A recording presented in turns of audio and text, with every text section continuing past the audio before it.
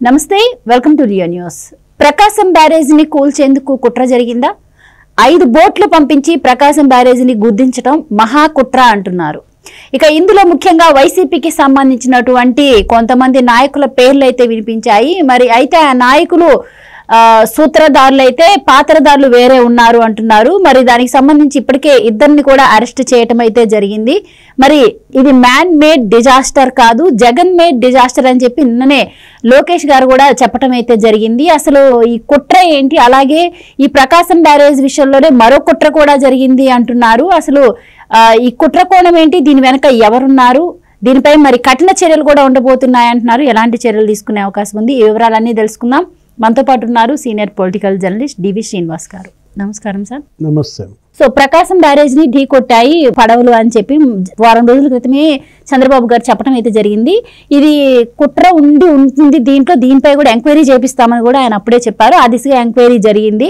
So ఇందులో వైసీపీకి సంబంధించినటువంటి కొంతమంది నాయకుల పేర్లు అయితే వినిపించాయి అంటున్నారు. ఇది ఉద్దేశపూర్వకంగానే కుట్రపూరితంగానే జరిగింది అంటున్నారు. ఓ పక్కేమో విజయవాడను వరదలు ముంచెత్తుతుంటే వచ్చి అప్పుడున్న ప్రభుత్వం మీద విమర్శలు చేస్తూనే మరో పక్క విజయవాడను ముంచేందుకే ప్లాన్ చేసినట్టయితే వైసీపీ కనిపిస్తూ ఉంది. సో ఏం చెప్తారు సార్ ఈ కుట్ర గురించి? ఇద్దరిని అదుపులో తీసుకున్నారు. ఎవరో ఉషాద్రి అనే అతను, రామ్మోహన్ అనే అతను. వాళ్ళిద్దరేమో నందిగం సురేష్ అనుచరులని, గేట్లకు అడ్డం పడ్డ పడవలు అవి ఇసుక పడవలని, ఆ ఇసుక నందిగం సురేష్ లారీలకి ఎత్తే పడవలని, వాటికి ఆ రంగులు కూడా వైసీపీ రంగులు ఉండటమే ఈ అనుమానాలన్నిటికీ మూల కారణమైంది.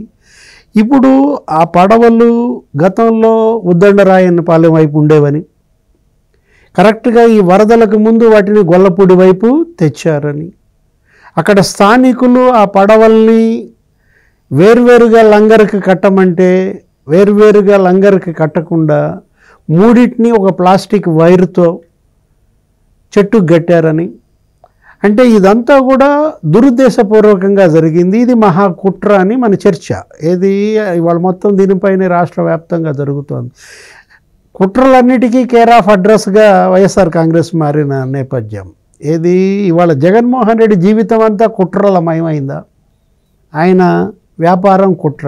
వ్యాపారంలో కూడా 10 రూపాయల షేరు 1440కి అమ్మారని, ఆయన జగతి పబ్లికేషన్స్, ఆ ఇందిరా టెలివిజను, ఆ షేర్లన్నీ కూడా 10 రూపాయల షేరు 330 రూపాయలకి అమ్మారని. అసలు అప్పట్లో సుప్రీంకోర్టు జస్టిసే ఆశ్చర్యపోయాడు. అప్పుడు ఆ డైరెక్టర్, సిబిఐ డైరెక్టర్ ఆశ్చర్యపోయాడు. అసలు అలా ఎలా సాధ్యం? 5 ఏళ్లలో 43,000 కోట్లు ఎలా సంపాదించారు? అంటే అటు వ్యాపారంలో కుట్రలు, నెక్స్ట్ రాజకీయంలో కుట్రలు, ఏది ఆయన కుటుంబంలో కుట్రలు. ఏది ఇప్పుడు వాళ్ళ బాబాయ్ హత్య మహా కుట్ర అన్నారు. వివేకానంద రెడ్డి హత్య మనం చూసాం. 5.5 ఏళ్ళు దాని దర్యాప్తు సాగుతూ వచ్చింది. దీంట్లో ఫస్ట్ పాత్రధారులు పట్టుబడ్డారు. టెక్నాలజీ సహకారంతో సూత్రధారుల గుట్టు కూడా బయటకు వచ్చింది. అంటే ఆ గూగుల్ టేక్అవుట్ ద్వారా హంతకులు హత్యకు ముందు ఎక్కడున్నారు, హత్య తర్వాత ఎక్కడ గుమిగూడారు, అసలు వాళ్ళ యొక్క కాల్ రికార్డ్స్, ఏది ఆ సూత్రధారులు పాత్రధారుల యొక్క కాల్ రికార్డ్స్ తీసిన దాంట్లో ఇప్పటికీ 7 జైల్లో ఉన్న పరిస్థితి. 8వ నిందితుడు టెక్నికల్గా బెయిల్ మీద బయట ఉన్నాడు, అవినాష్ రెడ్డి. ఇవాళ సుప్రీంకోర్టుకు ముందస్తు బెయిల్కి కూడా వెళితే తిరస్కరించింది అవినాష్ రెడ్డిని. అంటే కుటుంబంలో కుట్రలు. ఆ కుట్రలకు బలయ్యారు ఎవరు? వాళ్ళ చిన్నమ్మ సౌభాగ్యమ్మ, లేకపోతే షర్మిల, లేకపోతే సునీత. చెల్లెళ్ళే అన్న కుట్రకి బలైన పరిస్థితి. అంటే జగన్మోహన్ రెడ్డి అటు వ్యాపారంలో కుట్రలు, ఇటు కుటుంబంలో కుట్రలు, ఇప్పుడు రాజకీయంగా కుట్రలు, రూలింగ్లో కుట్రలు, అపోజిషన్లో కూడా కుట్రలేనా? ఇప్పుడు అపోజిషన్లో ఇప్పుడు ఈ 3 నెలలు అవ్వలేదు ఇంకా. వాళ్ళ జగన్మోహన్ రెడ్డి ఓడిపోయి ఇవాళకి 96 రోజులు. 96 రోజుల్లో 96 కుట్రలు చేశాడని. అంటే ఇవాళ ఈ అనుమానాలు ఎందుకు వస్తున్నాయంటే కారణం ఇదే. ఏది ఇప్పుడు వాళ్ళిద్దరూ ట్రేస్ అవుట్ అవ్వాలా. ఇప్పుడు రామ్మోహన్ లేకపోతే ఉషాద్రి, వాళ్ళకి నందిగం సురేష్కి ఏంటి సంబంధం? గూగుల్ టేక్అవుట్ ద్వారా నిర్ధారించాలి వాళ్ళ లొకేషన్స్, వీళ్ళ లొకేషన్స్ ఎలా ఉన్నాయి. వాళ్ళ కాల్ రికార్డ్స్, వీళ్ళ కాల్ రికార్డ్స్ చెక్ చేస్తే కానీ తెలియదు అన్నమాట. తలసిల రఘురామ్ వీళ్ళ చుట్టం అంటారు. ఎవరికి? రామ్మోహన్కి, తలసల రఘురామ్. మరి టెక్నాలజీ ద్వారా ఈ కాల్ రికార్డ్స్ ద్వారా కానీ అవన్నీ బయటకు రావు. ఏది నిజంగా వాళ్ళిద్దరి మధ్య సంబంధాలు ఉన్నాయా లేవా? ఇప్పుడు వివేకానంద రెడ్డి హత్య కేసు గ్రేటర్ కాన్స్పిరసీ అని కోర్టులే చెప్పాయి, సిబిఐ చెప్పింది. మరి ఇది కూడా గ్రేటర్ కాన్స్పిరసీ అంటున్నారు. ఈ పడవలతో ప్రకాశం బ్యారేజ్ని ఢీకొనే కుట్ర. 5 పడవలు వచ్చి ఎందుకు కొట్టుకున్నాయి? వాటికి అసలు ఆ రంగులు ఎందుకు ఉన్నాయి? వాటిని 3 పడవలకి కలిపి ఒకే ప్లాస్టిక్ వైర్తో కట్టడం ఏంటి? ఇప్పుడు ఒక గేటు ఎత్తితే 20,000 క్యూసెక్లు బయటకు వెళ్ళదు. 10 గేట్లు ఎత్తితే 2 లక్షల క్యూసెక్లు బయటకు వెళ్ళిపోదు. ఇప్పుడు ఈ 10 గేట్లను కలిపి ఉంచే చైన్ ఏమైంది? ప్రకాశం బ్యారేజీ ఇప్పుడు 70 గేట్లమ్మా. 70 గేట్లలో వీళ్ళు గుద్దిచ్చింది 4 గేట్లు. 67, 68, 69, 70 దబా దబా ఈ పడవలు గుద్దుకునేసరికి నీకు కౌంటర్ వెయిట్లే ఊడిపడ్డాయి. ఇప్పుడు ఆ కౌంటర్ వెయిట్లు మళ్ళీ పెట్టిస్తున్నారు. గేట్లు కాపాడటానికి కన్నయ్య నాయుడిని తీసుకుని నిన్న కూడా సీఎం చంద్రబాబు అక్కడికి వెళ్ళి ఆ కౌంటర్ వెయిట్లు బిగిచ్చే పరిస్థితి మనం చూసాం. ఇప్పుడు ఇటువైపేమో 4 గేట్లు, అటువైపేమో 6 గేట్లు, మొత్తం 10 గేట్లను కలిపి ఉంచే ఆ స్లూయిస్ గేట్లు ఏమైంది? ఆ చైన్ కాకెత్తుకుపోయిందా? ఇప్పుడు ఆ చైన్ ఎవరు మిస్ చేశారు? ఇవన్నీ కూడా అనుమానాలు వస్తున్న పరిస్థితుల్లో జగన్మోహన్ రెడ్డి ప్రతి కదలికని అనుమానిస్తున్నారు. జగన్మోహన్ రెడ్డి ఆ గ్యాంగ్, ఈ లంపెన్ గ్యాంగ్స్ని ప్రోత్సహించాడని, అతనే ఈ అరాచకాలను సృష్టించి కుట్రలకు స్కెచ్లు వేసి బెంగళూరు వెళ్ళిపోతున్నాడని అనేక రకాల ప్రచారం జరుగుతోంది. ఇప్పుడు నూజువీడు ట్రిపుల్ ఐటీలో ఫుడ్ పొల్యూషన్, 1105 మంది విద్యార్థులు ఒకేసారి సిక్ అయిపోయిన పరిస్థితి. అసలు బీసీ, ఎస్సీ, ఎస్టీ హాస్టల్స్లో ఫుడ్ పాయిజనింగ్. అదేదో ఇంజనీరింగ్ కాలేజీల్లో, గుడ్లవల్లేరు ఇంజనీరింగ్ కాలేజీలో వీడియోలు, ఏది ఆ సీసీ కెమెరాలు. వాస్తవంగా ఏంటని లోతైన విచారణ చేస్తే అవన్నీ వట్టిది. ఏది ఆ సీసీ కెమెరాలు అసలు అక్కడ లేవు. అసలు షవర్లో కెమెరాలు ఏంటరా నాయన అని చెప్పి వాళ్ళు చెల్లె తిట్టింది. బ్లర్ అవుతాయి కదా, అసలు ఎవడన్నా ఆలోచన చేసేవాడు చెప్పేవాడు చెప్పాలి కదా. అంటే లోకేష్ టార్గెట్గా ఇవన్నీ జరుగుతున్నాయి.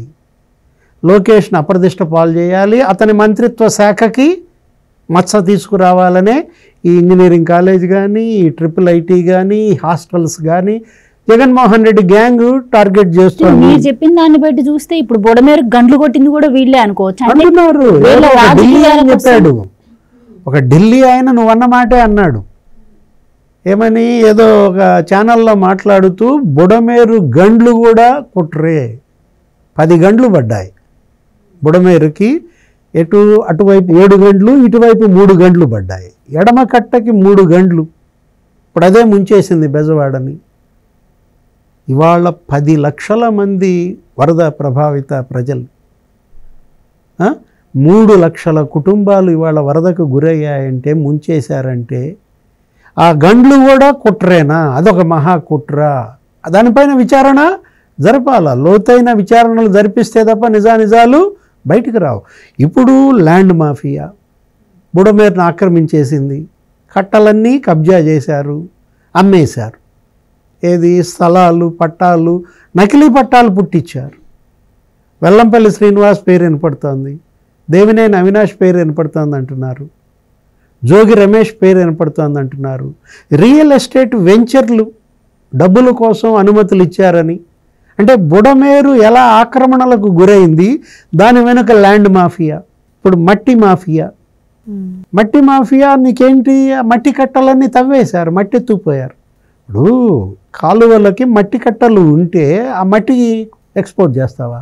కాలువ గట్లు తవ్వేస్తారా? అక్కడ కాలువ గట్లకు, ఆ ఏరు కట్లకు నీకు దన్నుగా కాంక్రీటు దిమ్మలు ఉంటాయి, కొండలు ఉంటాయి, గ్రావెల్ ఉంటుంది.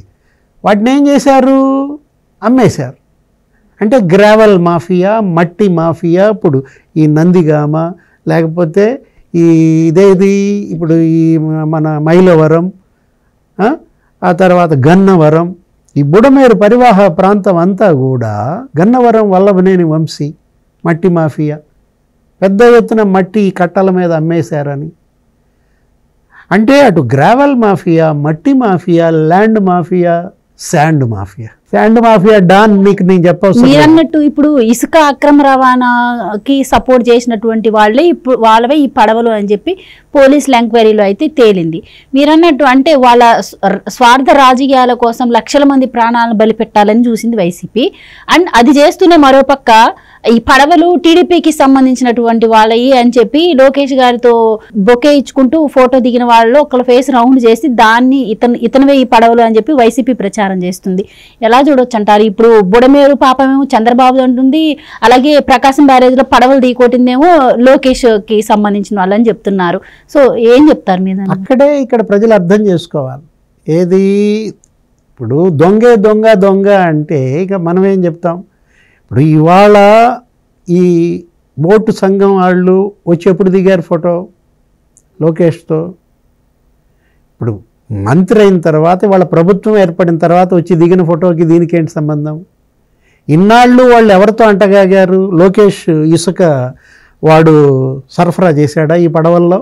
ఇప్పుడు నందిగం సురేష్ ఇసుక లారీలకి ఈ పడవల ద్వారా రవాణా చేశారు. 5 ఏళ్లుగా జరుగుతోంది. అక్కడ 3 లక్షల టన్నుల ఇసుక కొట్టేశారని. ఎక్కడ? తాడేపల్లిలో ఆ గుండెమెడ రీచ్లో 3 లక్షల టన్నుల ఇసుక. మరి ఒక నందిగం సురేషే అక్రమ రవాణా. అక్కడ sand mafia don Nandigam Suresh ఎలా పడగ ఎత్తాడు 100 కోట్లకి? 9 ఆడి కార్ల.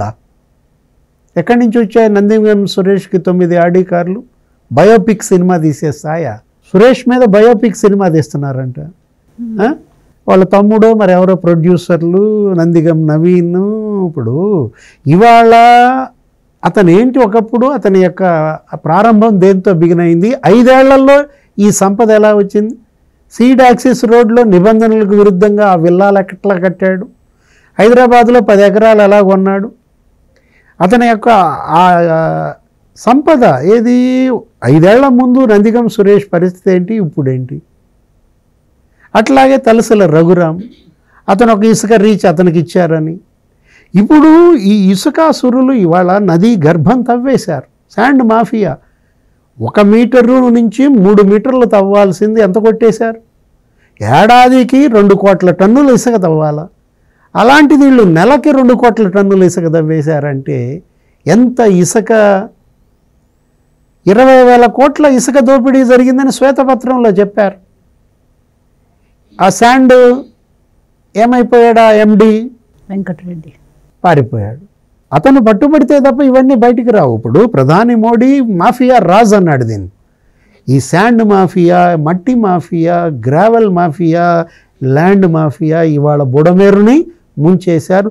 ప్రకాశం బ్యారేజ్నే ధ్వంసం చేయాలని కుట్ర చేశారు. ఇవాళ ప్రకాశం బ్యారేజ్ దెబ్బతింటే మొత్తం ఊడ్చుకుపోయేది కృష్ణా డెల్టా.